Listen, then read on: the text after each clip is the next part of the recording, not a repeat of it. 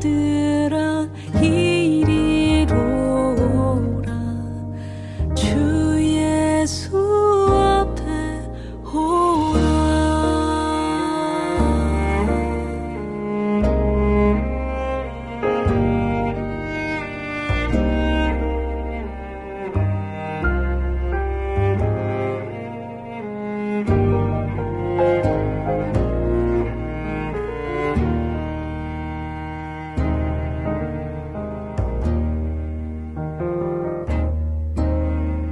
간절히 오라고 부르실 때에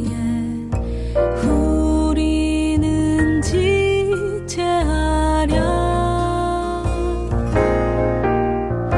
주님의 은혜를 외양히 받고 못 들은 채 하려나.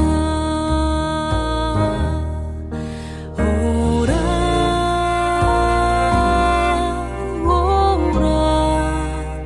오라 방황치 말고 오라. 죄 있는 자들아 이리로 오라. 주 예수 앞에 오라. 오라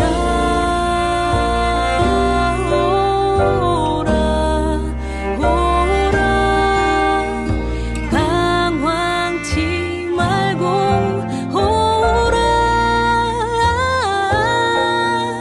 죄 있는 자들아 이리로 오라. 주 예수 앞에 오라.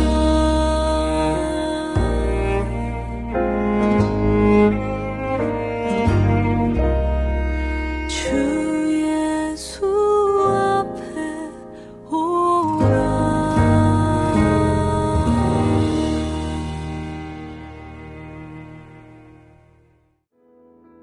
11월 14일 목요일, 오늘 우리가 함께 받을 하나님의 말씀은 디모데후서 2장 1절부터 13절까지 말씀입니다.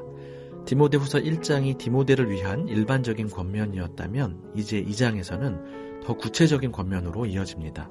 오늘 본문은 총 5개의 권면이 나타나는데요. 하나씩 간단하게 같이 묵상하면 좋겠습니다. 먼저 1절에 보면 바울이 디모데를 내 아들아 라고 부르며 그리스도 예수 안에 있는 은혜 가운데 강하라고 합니다. 마치 자녀를 두고 먼저 세상을 떠나야 하는 아버지 모습 같습니다. 그는 믿음 안에서 낳은 아들 디모데가 강하여지길 바랐습니다.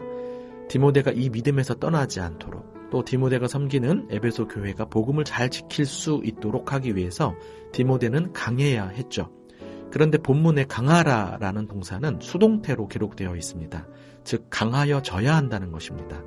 이 강함은 은혜 가운데, 즉 은혜로부터 오는 것이기 때문이죠. 그렇기에 이 강함은 역설적으로 약해질 때 나타납니다. 자신의 약함을 인정하고 그리스도의 은혜에 의존해야 한다는 것이죠. 이 은혜는 문맥을 고려할 때 앞서 살펴본 장엄한 구원 과정과 관련합니다. 즉 복음에 집중하여 날마다 구원의 은혜 속에 살아가는 것이 첫 번째 권면입니다. 복음의 감격이 상실되지 않도록 하는 것이 최우선입니다. 두 번째 명령은 복음의 계승과 관련합니다. 2절에 보면 복음을 충성된 사람들에게 부탁하라고 합니다. 그러면 그들이 또 다른 사람을 가르칠 수 있다고 말합니다.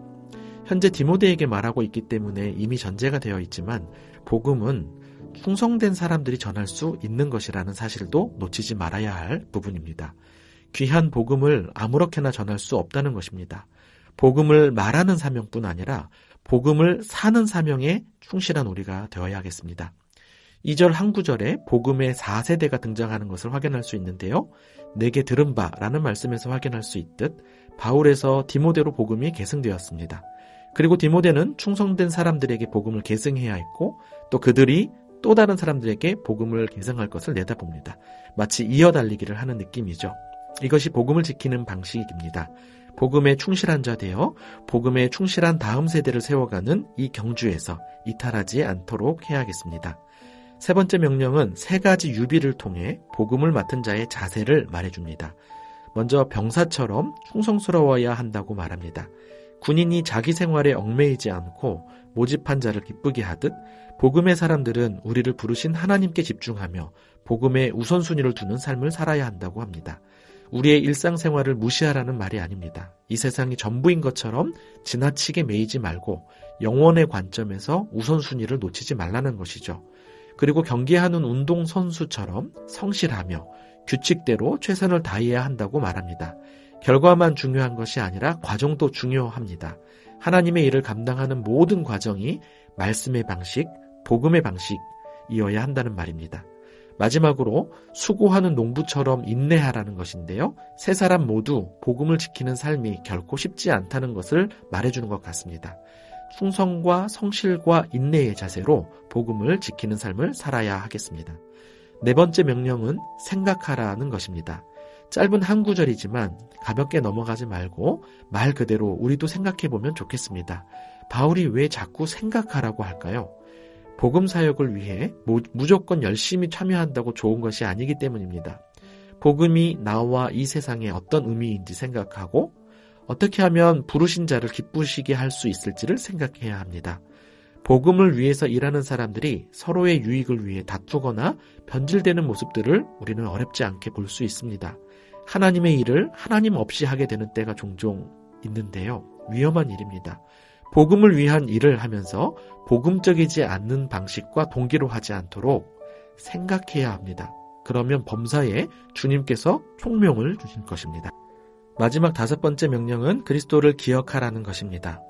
그리스도는 다윗의 씨로 죽은 자 가운데서 살아나신 분이십니다.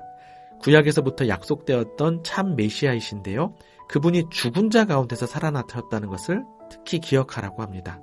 죽음을 앞두고 있던 바울은 예수 그리스도께서 죽음을 패하시고 승리하신 것을 바라보며 현재의 고난을 이겨내고 있는 것입니다. 바울뿐 아니라 디모데도 또 우리도 부활하신 그리스도를 기억하며 고난을 이겨내는 삶이 되기를 기대하는 것 같습니다.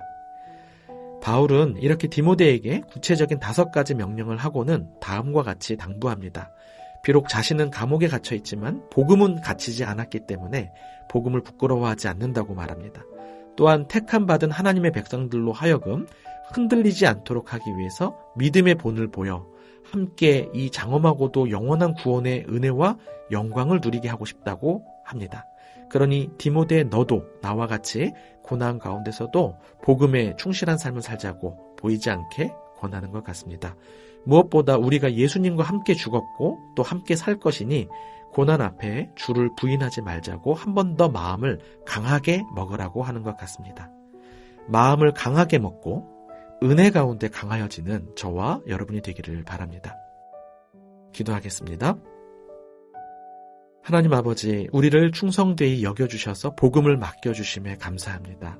이 복음을 지키고 전하기 위해 필요한 구체적인 말씀을 주셔서 감사합니다. 다른 무엇보다 우리 속에 구원의 은혜와 감격을 잃지 않기를 구합니다. 은혜 속에서 우리를 강하게 하여 주옵소서. 죽음을 이기신 예수 그리스도의 이름 의지하여 기도합니다. 아멘.